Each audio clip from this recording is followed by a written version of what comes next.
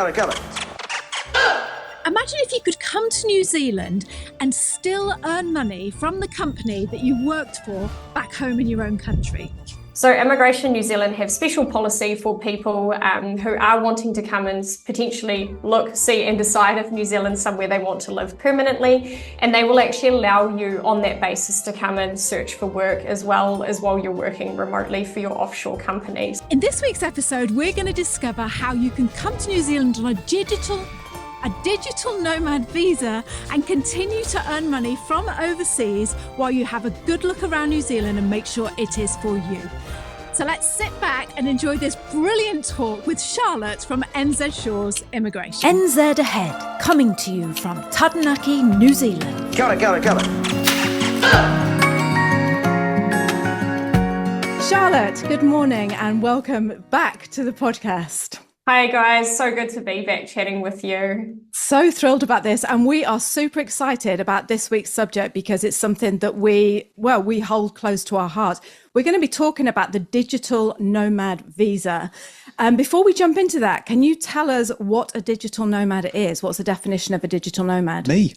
Yeah, you guys are a great example of digital nomads. I'm probably also sometimes a part-time digital nomad as I'm traveling for work occasionally, but effectively a digital nomad is someone who works remotely. They can work from anywhere in the world.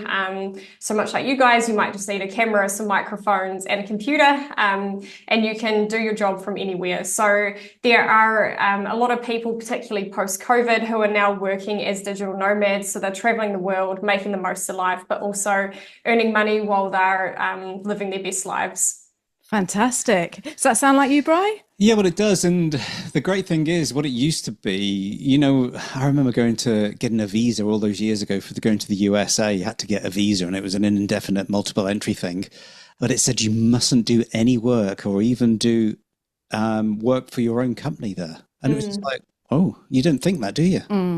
No. And it's been that way until just now with Immigration New Zealand. So they basically, what they've done is they have said it is okay to actually work while you are in New Zealand on a visitor visa or on an NZETA. So previously to this announcement, the rule was that if you were here on holiday or visiting family or friends or whatever it might be, you weren't actually allowed to work, even though that may have been for an offshore company. They were saying, nope, that's it. You are here on holiday and that is all. So it didn't make New Zealand an overly attractive place, whether it was to come and spend an extended period of time or even if it was just to come and visit friends and family, because people were scared that if they opened their laptops and replied to a few emails for an offshore company that they could actually jeopardize their visas.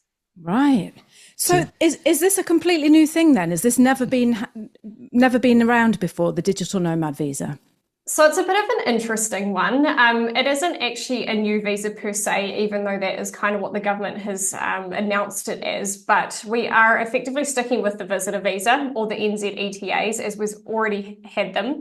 But what it will mean is that it will actually be a lot easier for people to get visitor visas or extended stays. So previously you had to be able to provide evidence that you had sufficient funds to support yourself while you were in New Zealand. And that solely had to come from either credit cards or your savings. You weren't allowed to demonstrate evidence of income coming in that would be guaranteed while you were in the country. So it makes it, in a sense, it's still an old visa that we've always had, but it's, I guess they've rebranded it and made it a little bit more exciting and easier to get. So it will make it a lot easier for people to be able to come into New Zealand for between 9 to 12 months and actually live and work here remotely, because they will be able to show, hey, look, I've actually got this employment offshore that's paying me, which means I can sustain myself rather than just having to rely on their credit cards or their bank savings. Right. Right? Yes. Yeah. Because so people, if you don't have this digital nomad visa and you are a bit of a digital nomad, in theory, then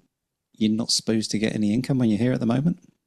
You can. So it does apply to anyone. So for people who are from what we call visa waiver countries, so the US, the UK, to name two, they can come in on what we call an NZETA. So it's kind of like an electronic travel authority. So even if you come into the country on that, if you're a UK citizen, you're granted 6 months at the border. If you're a US citizen, you're granted 3. So you still can come in on that NZETA and work for your company offshore. But if you wanted to actually stay for a longer period of time, which is really what Immigration New Zealand is trying to attract you to do, you can apply for a further visa for the maximum duration is actually 12 months. So if you come in, for example, as a British citizen and you get your 6-month NZETA at the border, and then you say, hey, actually, I kind of want to hang out for another 6 months because I want to travel your beautiful country a bit more, Immigration New Zealand, at their discretion, can actually grant a further 6 months to you.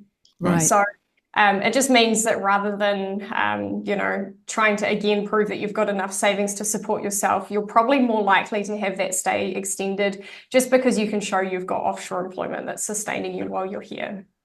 Right. I've got a bunch of questions. First, when did they announce this announcement? When did the government do this? It was end of January, so it's pretty fresh off the press. That's great. So we're right on it now. We're bang on, aren't we? We are bang on, yeah. And 2, is there an age limit to it? No age limit. No age limit. So you could be 80, 90 years old. Perhaps you've got your own business that you're still working in, and you can come and spend as much time in New Zealand as you want. We hope for us. Well, within 12 months, not 12 months. not quite as much as you want. Yep. And my last question is, if you came over, let's just say I'm a travel blogger, and I come to New Zealand and I'm making money with my blog, and I'm here for 12 months, and I really want to stay. I love it. I've fallen in love with the country. How would I then stay on? What would you advise me to do to stay on? Because obviously I'm going to come and love it and not want to leave after 12 months. What would I do then?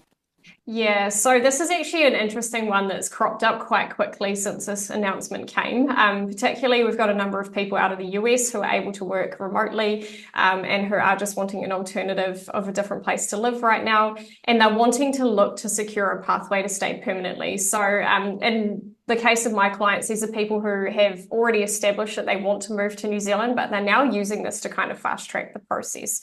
So traditionally, we have had a number of people who've said we want to come out on job search trips, but that can be a risk because often, 1, you can't work while you're here previously. And 2, there's obviously, sometimes people have to take extended periods of leave from work or not work at all, which then financially becomes a bit hard. So 1, if you're someone who's already decided you want to move to New Zealand and you can actually work remotely, you could use this visa as a bit of a bridging visa to come and be in the country and search for employment while you're here. You do have to be a little bit careful. So if you are questioned at the border or you're applying for a visa, what you need to declare is 1, you've got your offshore employment to support yourself, but 2, you actually need to declare that your intention is to come in what we call look, see, decide. So Immigration New Zealand have special policy for people who are wanting to come and potentially look, see and decide if New Zealand's somewhere they want to live permanently, and they will actually allow you on that basis to come and search for work as well as while you're working remotely for your offshore company. So I've got a couple counsellors at the moment who are able to do their counselling sessions online with their patients. Their aim is to then get a job offer in New Zealand as a counsellor, but they have to go through a registration process. So while they're working through that in the background, they're actually coming into New Zealand, continuing work for their offshore company while they then search for work in New Zealand. So for people who fall quite clearly under those skilled migrant categories, whether it is the skilled migrant category itself or the green lists, it is a really great means of actually getting you in the country to be onshore to apply for jobs. Travel bloggers, probably a little bit of a harder one. You'd have to get a job, so you couldn't actually keep extending that digital nomad visa / visitor visa indefinitely to stay in the country. But if someone, the magazine or a website or someone in New Zealand hired you locally for a role, then you'd be able to stay on a different visa. So are there any health things that you've got to do for that 12-month period? Have you've got to you have your own insurance or anything like that? I mean, always recommended that you hold travel insurance. So anyone who holds a visa for less than 2 years isn't entitled to free healthcare here.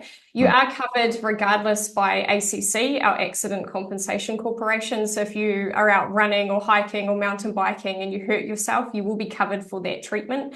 But if you need hospital treatment, doctor treatment, you do definitely need to hold private insurance. So that's always, regardless of where you're going in the world, right? Travel insurance is pretty important. Yeah. So you do need to make sure you hold that. The other consideration is if you're coming with a family that your children cannot attend school unless you enroll them as international students, which comes with a cost, and your partner, if you have one, isn't actually able to work unless they also have remote work that they can continue doing. So it's not really a family solution as such, unless, again, you can put your kids in as international students. But it is definitely, if you're willing, I guess, for a short period of time to go down to one income, if only one person can work remotely, then it could work really well for you. Well, as an international student, just say for like a 10-year-old child or something, what would that roughly cost? Because I know they all vary, but... Yeah, somewhere between 10 to 20,000 New Zealand dollars per year. So it is quite substantial. Just leave them at home with the neighbours. Yep. Yeah, that's the Much best. Easier. I think this is super exciting because I was, applying it to our own situation. And I just thought if, let's say, for example, I'm a writer and I make money online and Bri is a plumber and he hasn't got a job offer. That means we could come to New Zealand for a year. I could still be earning money doing my writing online. So like you say, you've still got an income coming in while we look around the country, find a job for Bri as a plumber. Yeah. I just think which would be very hard for me. It would now, Bri, because no one wants an old person. Might take a year or two. But it's so exciting because like you say, it opens up everyone, like in our community, in our NZAhead community, as you know, Charlotte, people are always saying, we're going to come over on a 2-week recce. Well, 2 weeks, that's great. Better than nothing. But imagine being able to just come over for a year and just think, wow, I can take my time and I can really have a look around. But I suppose you've got to prove your income. You would need to. So the threshold for Immigration New Zealand is actually quite low. You only have to prove that you've got $1,000 per month per person to sustain yourself. So if you're a family of 4, for example, $4,000 per month. But that would be, you could use an employment agreement in lieu of that. So if you had an agreement for an offshore company or a contract, then you can just say, hey, look, I've got this contract gig or I've got this permanent employment for an offshore entity and it is paying X amount, per week, per month, whatever it may be. So you do still, a lot of the conditions around visitor visas that we've always had do still remain. So you do still have to, you have to show that you are financially able to support yourself. If you require any additional health checks, you may need to go through those. So people from certain countries, if you're planning on staying for 6 months or longer, have to have chest x-rays to prove they don't have TB. So all of those little things still apply.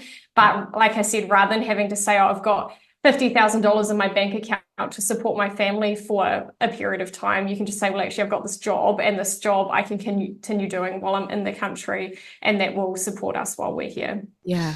Is there any reason why it is only for 12 months? Because the likes of Spain, Italy, Portugal, they offer it's indefinite until you get residency. Yeah, I just don't understand why New Zealand's not doing the same. Because but it's not taking a job off a New Zealander, is it? Yeah, it's a new thing. And you're actually supporting the local community by buying stuff. Yeah, so that is definitely where it has fallen short. So even as an immigration advisor, I will say immigration don't get it perfect all the time. They definitely have fallen short in that space. So it would have made more sense if, rather than kind of adding on this extra benefit to people applying for a visitor visa, it would have been better if they had established, a visa in its own right, even if it was for up to 2 years potentially, with the option to renew. But who knows? They could, if they see that there's a lot of demand for it and it's becoming a lot more popular, they then can actually go and play with policy. I have a bit of a feeling that the government had kind of campaigned on all these different things in the immigration space, and they hadn't really delivered on any of them to date. So it may have been a case of, we need to get something on the table to actually look like we're addressing these things we promised. So, but the 12-month maximum is in line with current visitor visa policy.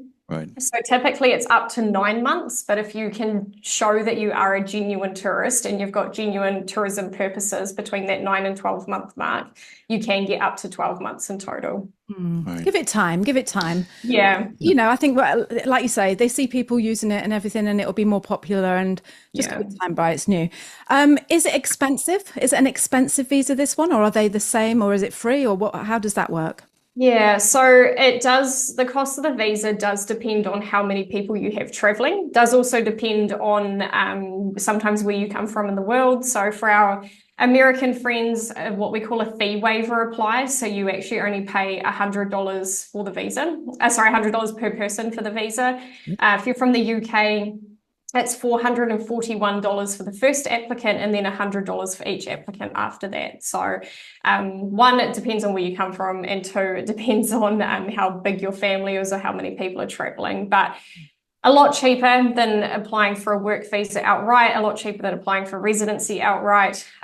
So ultimately, it is quite a cheap way to get yourself into the country for a period of time, either if you are coming for a recce or you just want to come hang out on an extended holiday and do a bit of work while you're here. So when it comes to this, if someone wants to apply for this, did they just contact you?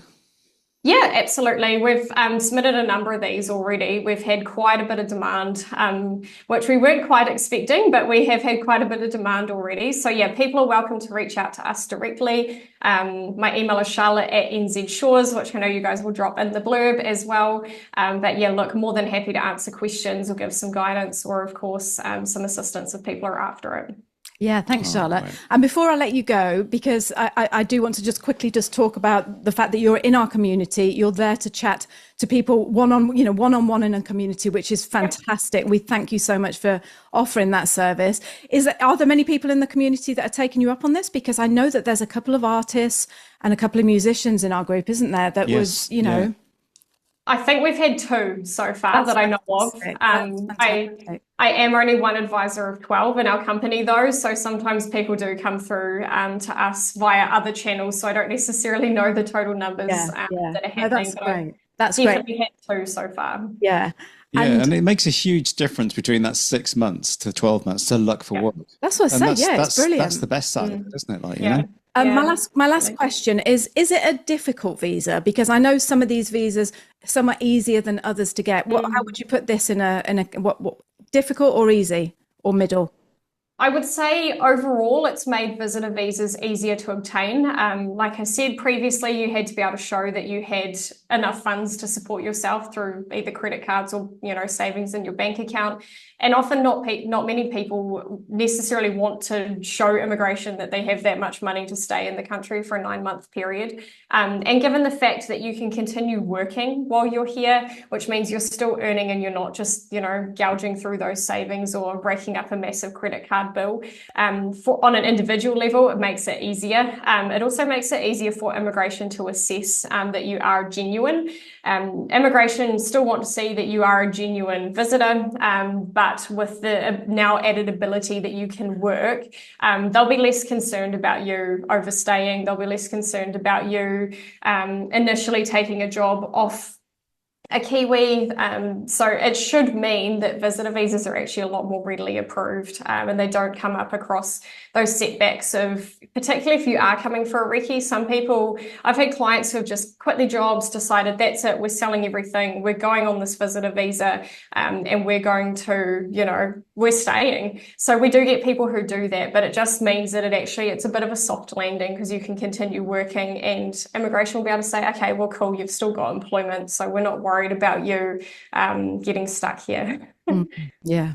Right. Before we let you go, just tell people, because I'm always telling people this, but I like it when I hear it from you. But I know that your company offer when you first reach out, like, am I going to be able to, am I not? And I love that about you guys, that you are so open and it's like, don't bother, or yes, you've got a really good chance. So what is that service that you offer when people first reach out? Yeah, so 9 times out of 10, we can offer a free eligibility assessment unless there's something really weird or complex about your situation that requires a bit more homework from our side. Even so, we only charge 67 New Zealand dollars if we do have to go through a paid process, so it's still not super expensive.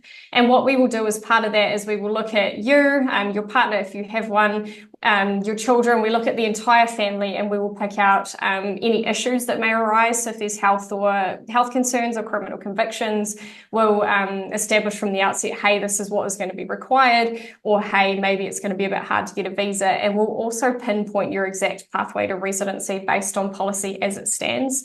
So we'll say, yep, this is the type of job you need to get, this is the pay threshold you'll need to meet, and this is what applying for residence will look like, whether that's you fall under the straight to residence category and you can apply straight away, or whether you have to work in New Zealand for a period of time. So we try to avoid people coming into the country who don't know once they get here what staying looks like. We know not every company does that. We have come across people who've had visas done by other companies, and then they've arrived in the country and I've got no idea how I'm going to stay. So we make sure that people understand what that looks like right from the outset.